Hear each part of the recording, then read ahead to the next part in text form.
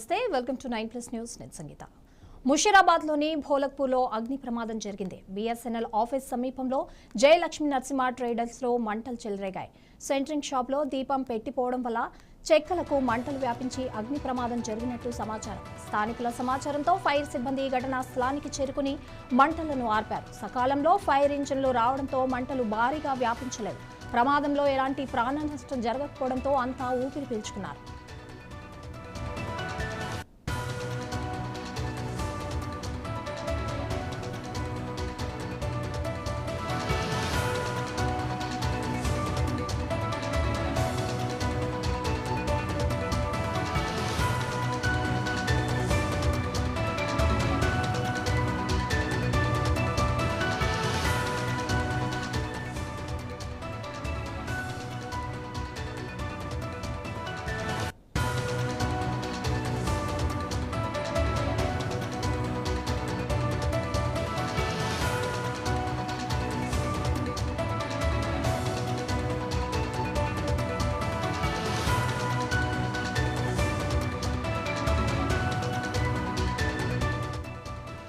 ముషీరాబాద్లోని భోలక్పూర్లో అగ్ని ప్రమాదం జరిగింది. BSNL ఆఫీస్ సమీపంలో జయలక్ష్మి నరసింహ ట్రేడర్స్లో మంటలు చెలరేగాయి.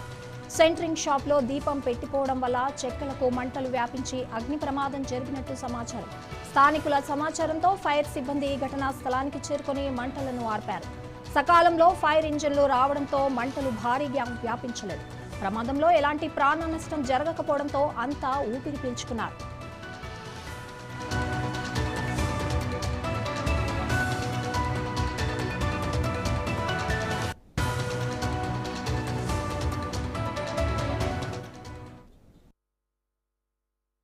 నేడు కర్ణాటకలో నాయకత్వ మార్పు జరగనుంది. సీఎం పదవికి సిద్ధరామయ్య రాజీనామా చేయనున్నారు. ఇవాళ మధ్యాహ్నం 3 గంటల తర్వాత రాజీనామా లేఖను సిద్ధరామయ్య గవర్నర్కు ఇవ్వనున్నారు. అనంతరం CLP నేతగా DK శివకుమార్ను ఎమ్మెల్యేను ఎన్నుకోనున్నారు. తదుపరి కర్ణాటక సీఎంగా DK శివకుమార్ శనివారం ప్రమాణ స్వీకారం చేయనున్నారు.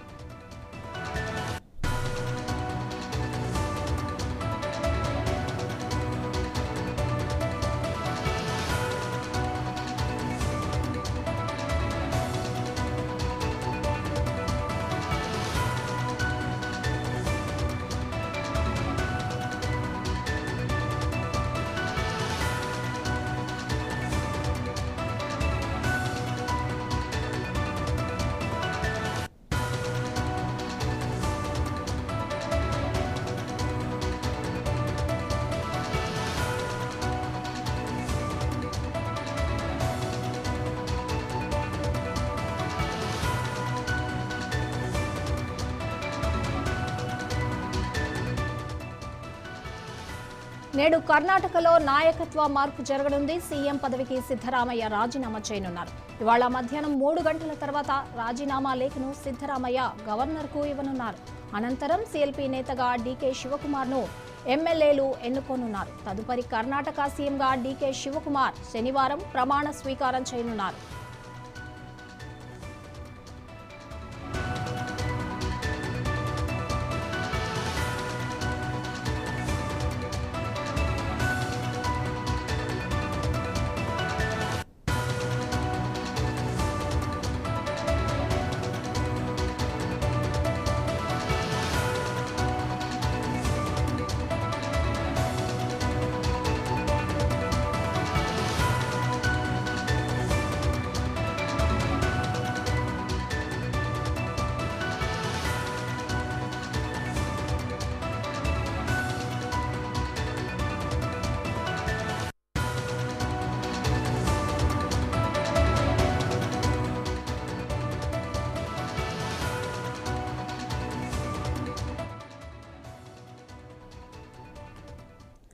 నేడు కర్ణాటకలో నాయకత్వ మార్పు జరగనుంది. సీఎం పదవికి సిద్ధరామయ్య రాజీనామా చేయనున్నారు. ఇవాళ మధ్యాహ్నం 3 గంటల తర్వాత రాజీనామా లేఖను సిద్ధరామయ్య గవర్నర్కు ఇవ్వనున్నారు. అనంతరం CLP నేతగా DK శివకుమార్ను ఎమ్మెల్యేలు ఎన్నుకోనున్నారు. తదుపరి కర్ణాటక సీఎంగా DK శివకుమార్ శనివారం ప్రమాణ స్వీకారం చేయనున్నారు. దీనికి సంబంధించి మరిన్ని అప్డేట్స్ మా రిపోర్టర్ రాజ్ కుమార్ అందిస్తారు. రాజ్ కుమార్, DK శివకుమార్ సిద్ధరామయ్య గురించి ఉన్న ఇన్ఫర్మేషన్ ఏంటి? రైట్ సంగీత, మరి కర్ణాటకలో కాంగ్రెస్ ప్రభుత్వం ఉంది. సిద్ధరామయ్య నేతృత్వంలో ముఖ్యమంత్రి ఆధ్వర్యంలో ఇప్పటి వరకు దాదాపు 2.5 ఏళ్ళు పూర్తి అయిపోయింది. సో ఈ నేపథ్యంలో డీకే శివకుమార్ గతంలో చాలా రోజుల నుంచి చూసాం. ప్రారంభం నుంచి డీకే శివకుమార్ ముఖ్యమంత్రి కావాలని ప్రయత్నం చేశాడు, కానీ కుదరలే. సీనియర్ సిద్ధరామయ్య, అక్కడ ఉన్న ఎమ్మెల్యేలు కూడా చాలా మంది సిద్ధరామయ్యకు సపోర్ట్ చేస్తుంటూ డీకే శివకుమార్ కాకుండా సిద్ధరామయ్యకి ఇచ్చారు. కానీ పవర్ షేరింగ్ అనే ఒప్పందం ఉందని మనకు చాలా వార్తలు వచ్చాయి. అంటే 2.5 సంవత్సరాలు సిద్ధరామయ్య, ఆ తర్వాత మిగతా 2.5 సంవత్సరాలు డీకే శివకుమార్ అని పవర్ షేరింగ్ ఒప్పందంతో డీకే శివకుమార్ ఉప ముఖ్యమంత్రిగా ఒప్పుకున్నారని మనకు వార్తలు వచ్చాయి. సో కాంగ్రెస్ పార్టీలో అది సాధ్యమే, వేరే పార్టీలలో కొంచెం కష్టం, కానీ కాంగ్రెస్ పార్టీలో అది సాధ్యం అవుతుంది. గతంలో కూడా కొన్ని చూసాం. సో ఈ నేపథ్యంలో డీకే శివకుమార్ తన వర్గం అంతా కూడా అసంతృప్తితో ఢిల్లీకి ప్రయత్నాలు ప్రారంభించింది. ఢిల్లీ పెద్దలు సిద్ధరామయ్యను పిలిపించుకుని సిద్ధరామయ్యను ఒప్పించి మరి డీకే శివకుమార్ కు మళ్ళీ రాష్ట్ర ముఖ్యమంత్రిగా హోదా బాధ్యతలు అప్పచెప్పే అవకాశాలు. ఈ రోజు తను రాజీనామా చేసిన తర్వాత ఈ రోజు ప్రమాణ స్వీకారం కూడా చేయడానికి అన్ని ఏర్పాటు చేసినట్టుగా మనకు సమాచారం. ఢిల్లీ సమావేశంలో కూడా సిద్ధరామయ్య అన్నారు, ఇంకొక 2 ఏళ్ల గడువు ఇచ్చినా కూడా నేను ఇంకా కొనసాగిస్తాను అన్న మాట కూడా అన్నారు. ఇప్పుడు రాజీనామాకు సిద్ధమయ్యారు. కొంత ఇంటర్నల్ గా జరుగుతా ఉంది, కొంత అసంతృప్తితో. ఎందుకంటే సిద్ధరామయ్య సిద్ధంగా లేడు దిగిపోవడానికి, తన వర్గం కూడా సిద్ధంగా లేదు. ఖచ్చితంగా సిద్ధరామయ్య ముఖ్యమంత్రి కావాలి, నేనే ఉండాలని అతను తన వర్గం కూడా కోరుకుంటుంది. కానీ డీకే శివకుమార్ నుంచి కూడా ప్రెజర్ పెరుగుతా ఉంది. గతంలో కూడా తను బీజేపీలోకి వెళ్తాడు అనే వార్తలు కూడా వచ్చాయి. లాస్ట్ 1 ఇయర్ నుంచే ఫైటింగ్ జరుగుతా ఉంది ఇది డీకే శివకుమార్ వర్గం. ఎందుకంటే తను పార్టీ అధికారంలో కానీ చాలా కష్టపడ్డాడు, తన వర్గం చాలా ప్రెజర్ చేసింది. ఈ నేపథ్యంలో ఎప్పటికప్పుడు ఏదైనా చిన్న అసంతృప్తి రాగానే ఇది పెద్ద మ్యాటర్ అవుతుంది కాంగ్రెస్ కు. అందుకనే కాంగ్రెస్ ఒప్పించినట్టుగా తెలుస్తా ఉంది మనకు సిద్ధరామయ్యని. ఖచ్చితంగా డీకే శివకుమార్ ఇవ్వాలి, లేదా పార్టీలో ప్రాబ్లం అవుతుందనే ఉద్దేశంతో ఆయనను బలవంతంగా ఒప్పించినట్టుగా మనకు వార్తలు వస్తున్నాయి. నిన్న రకరకాల వార్తలు వచ్చాయి. ఒకసారి లేదు డీ శివకుమార్ కు మొండి చేయి చూపించింది అధిష్టానం అని, మరొకసారి సిద్ధరామయ్యని దిగిపోలే రాజీనామా చేయాలని మరొక వైపు వార్తలు. ఇలా కాంగ్రెస్ పార్టీ ఢిల్లీలో హైకమాండ్ ఏది చెప్తే అది వినాల్సిందే. కాబట్టి సిద్ధరామయ్య ఏదనుకున్నా హైకమాండ్ ఏదైతే ఉందో అది చెప్పినట్టే వినాల్సిన పరిస్థితి వస్తుంది. సో ఇది ఎందుకంటే మరి ఇంకొక వార్తలు కూడా వచ్చాయి. సిద్ధరామయ్య రాజీనామాకు సిద్ధంగా దిగిపోవడానికి సిద్ధమే, కానీ డీకే శివకుమార్ కాకుండా పరమేశ్వర్ గాని అలాంటి వారికి సీఎం పగ్గాలు ఇవ్వాలని కూడా హైకమాండ్ ముందు ఉంచినట్టు తెలుస్తుంది. కానీ ఎట్టకేలకు మరి ఢిల్లీ పెద్దలు, కాంగ్రెస్ పెద్దలు డీకే శివకుమార్ వైపే మొగ్గు చూపినట్టుగా మనకు తెలుస్తా ఉంది. Right, thank you Raj Kumar.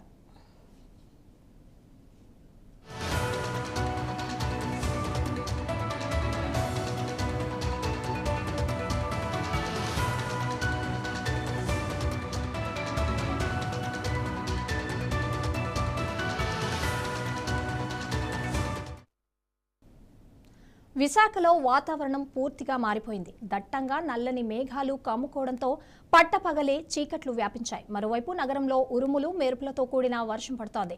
Beach రోడ్లో నల్లని మేఘాలు కమ్ముకొని వాతావరణం చల్లబడడంతో నగరవాసులు వాతావరణాన్ని ఎంజాయ్ చేస్తున్నారు. సముద్రం ఆకాశం కలిసినట్టు అరుదైన దృశ్యం ప్రజలకు కనువిందు చేస్తోంది.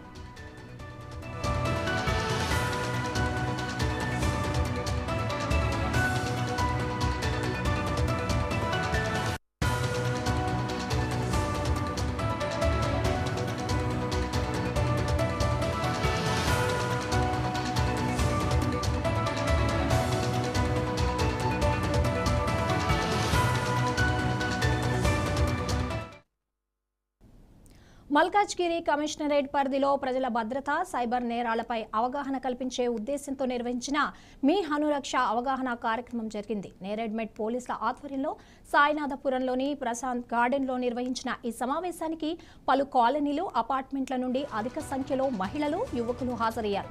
కార్యక్రమానికి ముఖ్య అతిథిగా హాజరైన Malkajgiri commissioner of police B Sumathi IPS మాట్లాడుతూ మీ సురక్ష యాప్ ద్వారా ప్రజలకు అందే సేవలు, అత్యవసర పరిస్థితిలో పోలీసులను వేగంగా సంప్రదించే విధానం గురించి వివరించారు. అలాగే రోజు రోజుకు పెరుగుతున్న సైబర్ నేరాల పట్ల ప్రజలు అప్రమత్తంగా ఉండాలని సూచించారు. ఫోన్ కాల్స్, ఫేక్ లింకులు, ఓటీపీ మోసాలు, సోషల్ మీడియా మోసాల నుండి ఎలా జాగ్రత్త పడాలో ప్రజలకు అవగాహన కల్పించారు.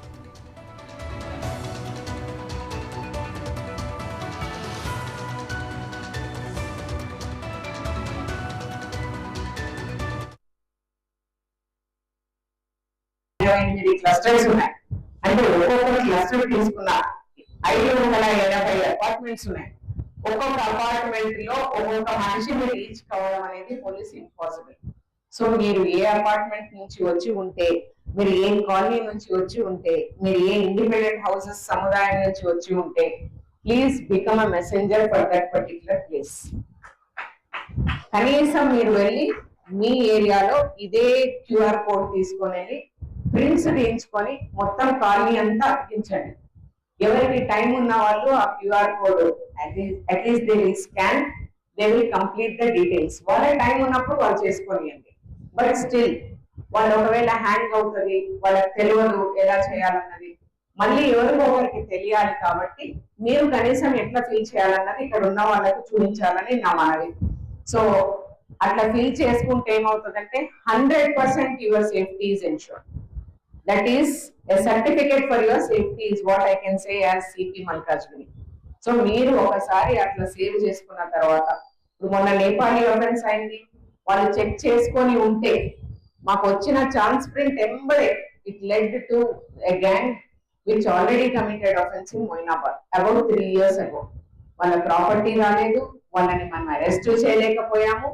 వాళ్ళు ఎవరో తెలుసు, ఎట్లా పోయిందో తెలుసు, ఎక్కడ ఉన్నారో తెలుసు. మనం వెళ్తే మన పోలీసు ఒక 10 days తర్వాత అప్రోచ్ అయ్యి వెళ్తే ఇంటి ముందు మంచిగా కాళ్ళ మీద కాళ్ళు వేసుకొని కూర్చొని ఆజావ్ సాబ్ ఏదో ఏం సర్వ్ చేస్తాం, నోటీస్ సర్వ్ చేయగలం at the most. We can neither ask for property. ఆమె అదే నగలు కూడా వేసుకొని అక్కడ కూర్చున్నా మనం తీసుకొని రాలేదు. Because she is a different national, she is not an Indian national. 28 clusters ఉన్నాయి. అంటే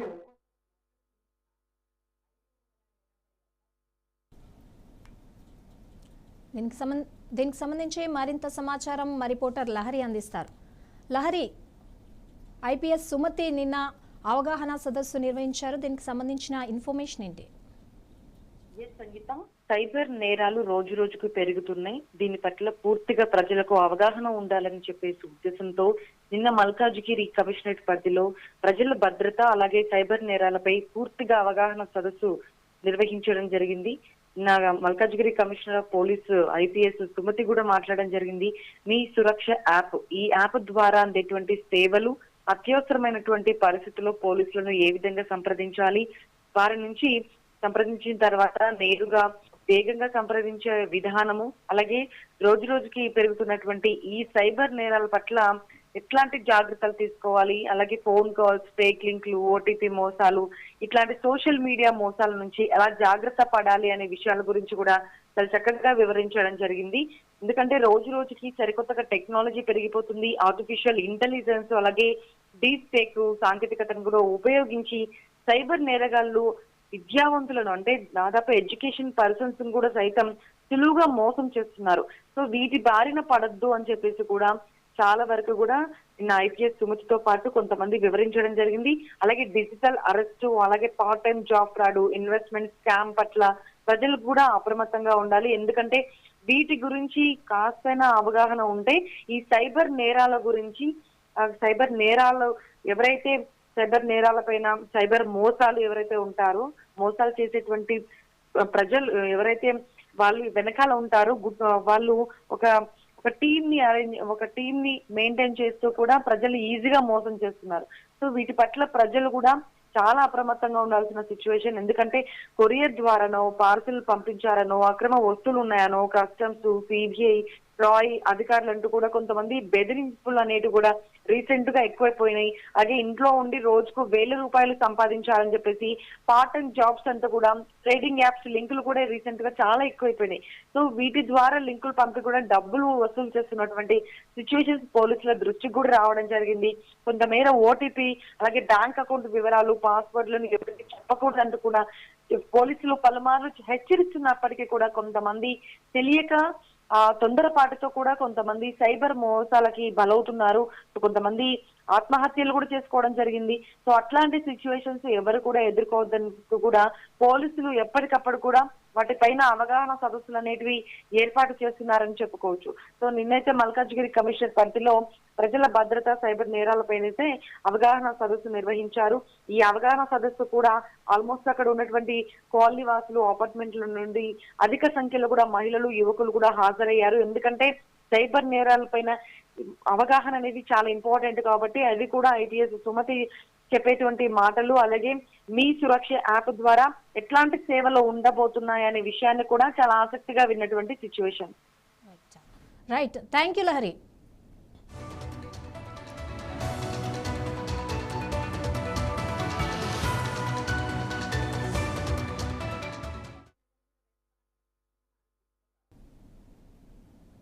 టీడీపీ మహానాడు అట్టహాసంగా ప్రారంభమైంది. ఈసారి సరికొత్త హైబ్రిడ్ పద్ధతిలో జరుగుతున్న ఈ కార్యక్రమం తొలి రోజే కీలక ప్రకటనలకు వేదికైంది. మహిళా సాధికారతే లక్ష్యంగా పార్టీ జాతీయ కార్యనిర్వాహక అధ్యక్షుడు నారా లోకేష్ ఒక చారిత్రాత్మక తీర్మానాన్ని ప్రవేశపెట్టారు.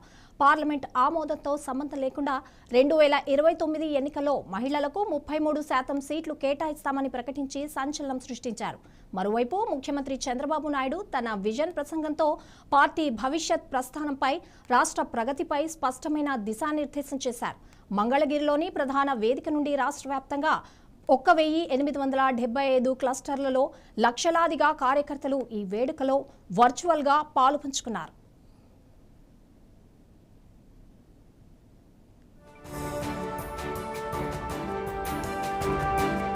టీడీపీ 2 రోజుల మహానాడు మంగళగిరిలోని పార్టీ కేంద్ర కార్యాలయంలో వైభవంగా మొదలైంది. పార్టీ అధినేత AP CM Chandrababu Naidu party పతాకాన్ని ఆవిష్కరించి ఎన్టీఆర్ విగ్రహానికి నివాళులు అర్పించి కార్యక్రమాన్ని లాంఛనంగా ప్రారంభించారు. ఈ మహానాడును పూర్తిగా మహిళలకు అంకితం చేస్తున్నట్లు ప్రకటించారు. తొలి రోజు కార్యక్రమాల్లో ప్రధాన ఆకర్షణగా నారా లోకేష్ కీలక ప్రకటన నిలిచింది. మహిళలను లబ్ధిదారులుగా మాత్రమే చూడటం లేదని, నిర్ణయాధికారం ఉన్న శాసనకర్తలుగా చూడాలన్నదే తమ లక్ష్యమని లోకేష్ స్పష్టం చేశారు. కేంద్ర మహిళా రిజర్వేషన్ బిల్లును అమలు చేసినా చేయకపోయినా రాబోయే 2029 సార్వత్రిక ఎన్నికల్లో మహిళలకు టీడీపీ 33% సీట్లు కేటాయించి తీరుతుందని ప్రతిజ్ఞ చేశారు. లోకేష్ ఈ తీర్మానాన్ని ప్రవేశపెట్టగానే సభా ప్రాంగణం చప్పట్లతో మార్మోగింది. స్త్రీ శక్తిని మహాశక్తిగా గుర్తించిన వ్యక్తి మన సిబిఎన్. మహిళలకు విద్యా ఉపాధి అవకాశంలో 33% రిజర్వేషన్ అందించిన వ్యక్తి మన సిబిఎన్. డ్వాక్రా సంఘాల ద్వారా మహిళలకి ఆర్థిక స్వాతంత్రం కూడా కల్పించిన వ్యక్తి మన సిబిఎన్. తన తల్లి పడిన కష్టాలు గుర్తించి మహిళలు కష్టాలు పడకూడదని దీపం పథకం ద్వారా ఉచితంగా గ్యాస్ కనెక్షన్ కూడా అందించిన వ్యక్తి మన సిబిఎన్. మహిళల్ని బస్ కండక్టర్లుగా, బస్సు డ్రైవర్లుగా కూడా నియమించిన వ్యక్తి మన సిబిఎన్. దేశంలోనే తొలి స్పీకర్గా ప్రతిమా భారతి గారిని కూడా నియమించిన గొప్ప వ్యక్తి మన సిబిఎన్. ఎవడైనా మహిళల జోలికి వస్తే తోలు తీస్తానని చెప్పిన వ్యక్తి కూడా మన సిబిఎన్. ఈ మధ్యన చూస్తున్నాం మహిళల జోలికి వెళ్తే ఏమవుతుందని. అర్థమైందా రాజా? తెలుగుదేశం పార్టీలో కార్యకర్తలే అధినేత. జాతీయ జెండా దేశానికి గౌరవమైతే పసుపు జెండా తెలుగువారి ఆత్మ విశ్వాసానికి ప్రతీక అని చంద్రబాబు నాయుడు అభివర్ణించారు. 45 ఏళ్లుగా ప్రజా సమస్యలపై పోరాడుతున్న ఏకైక పార్టీ టీడీపీ అన్నారు. కూటమి ప్రభుత్వం రాష్ట్ర పునర్నిర్మాణమే లక్ష్యంగా పనిచేస్తోందని తెలిపారు. మహిళల కోసం ఇప్పటికే ఆర్టీసీ బస్సుల్లో ఉచిత ప్రయాణం, ఏడాదికి 3 గ్యాస్ సిలిండర్లు వంటి హామీలను ఆర్థిక ఇబ్బందులున్నా కూడా అమలు చేస్తున్నామని గుర్తు చేశారు. ఆడబిడ్డల జోలికొస్తే కఠిన చర్యలు తప్పవని, గంజాయి, డ్రగ్స్పై ఉక్కుపాదం మోపుతామని హెచ్చరించారు. రాష్ట్ర భవిష్యత్తుపై తన విజన్ను ఆవిష్కరిస్తూ స్పీడ్ ఆఫ్ డూయింగ్ బిజినెస్ విధానంతో పరిశ్రమలకు వేగంగా అనుమతులిస్తున్నామని చెప్పారు. ఏఐ, క్వాంటమ్ టెక్నాలజీ వంటి ఆధునిక రంగాల్లో పెట్టుబడులను ఆకర్షిస్తున్నామని చెప్పారు. ఏపీలో 23 నెలల్లో 23 లక్షల కోట్ల పెట్టుబడులతో 23 లక్షల ఉద్యోగాలను సృష్టించడమే టీడీపీ ప్రభుత్వ లక్ష్యమన్నారు. ఈ మహానాడులో 2 రోజుల్లో మొత్తం 20 తీర్మానాలను ప్రవేశపెట్టి ఆమోదించనున్నారు. వీటిలో ఆంధ్రప్రదేశ్కు సంబంధించి 10, తెలంగాణకు సంబంధించి 4, అండమాన్కు 1 ఉమ్మడి అంశాలపై 4 తీర్మానాలు ఉన్నాయి. ఒక కార్యకర్తకి చెప్తున్నాం, ప్రతి ఒక్క నాయకుడికి చెప్తున్నాం, ఈరోజు మనందరం కూడా ఎక్కడికక్కడ సమర్థవంతమైన నాయకత్వాన్ని తయారు చేసుకోవడానికి నిరంతరం తెలుగుదేశం పార్టీ ఎప్పుడు కూడా నాయకుల్ని తయారు చేసే విశ్వవిద్యాలయం ఇది. ఈ విశ్వవిద్యాలయంలో చదివిన వాళ్ళే వేరే ప్రాంతాల్లో వేరే పార్టీలో రాణిస్తారు తప్ప వేరేది కాదని మరొక్కసారి విజ్ఞప్తి చేస్తున్నా. ఇంకొక పక్క సోషల్ రీఇంజనీరింగ్, జనాభా దామాషా ప్రకారం అందరికీ న్యాయం చేయడం తెలుగుదేశం పార్టీ సిద్ధాంతం. ఈ విషయం మనం గుర్తుపెట్టుకోవాలి. వెనుకబడిన వర్గాలు తెలుగుదేశం పార్టీకి వెన్నెముక. అలాంటి వెనుకబడిన వర్గాలకి మనం రుణపడి ఉన్నాం. వాళ్ళని ఆదుకోవాల్సిన బాధ్యత, గౌరవించవలసిన బాధ్యత నాయకత్వానికి ఉందని మరొక్కసారి విజ్ఞప్తి చేస్తున్నాం. ఈ మహానాడులో మంగళగిరిలోని ప్రధాన వేదిక నుంచి రాష్ట్ర వ్యాప్తంగా 1875 క్లస్టర్లతో లక్షలాది కార్యకర్తలు ఈ వేడుకలో వర్చువల్గా పాల్గొన్నారు. తొలి రోజు మహిళా సాధికారత, యువతకు ఉపాధి, రాష్ట్రానికి పెట్టుబడులే ప్రధాన ఎజెండాగా సాగింది. లోకేష్ చేసిన 33% రిజర్వేషన్ ప్రకటన పార్టీని భవిష్యత్తులో నడిపించబోయే యువ నాయకత్వపు ఆలోచనలకు అద్దం పడుతోంది. చంద్రబాబు ప్రసంగం సంక్షేమాన్ని కొనసాగిస్తూనే అభివృద్ధి పదంలో రాష్ట్రాన్ని పరుగులు పెట్టించాలన్న ప్రభుత్వ సంకల్పాన్ని స్పష్టం చేసింది. ఇక రెండో రోజు ఆమోదించబోయే రాజకీయ తీర్మానంపై సర్వత్రా ఆసక్తి నెలకొంది.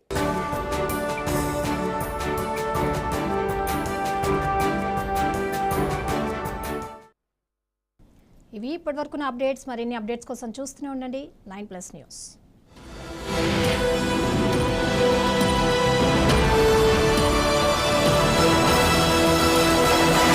Time.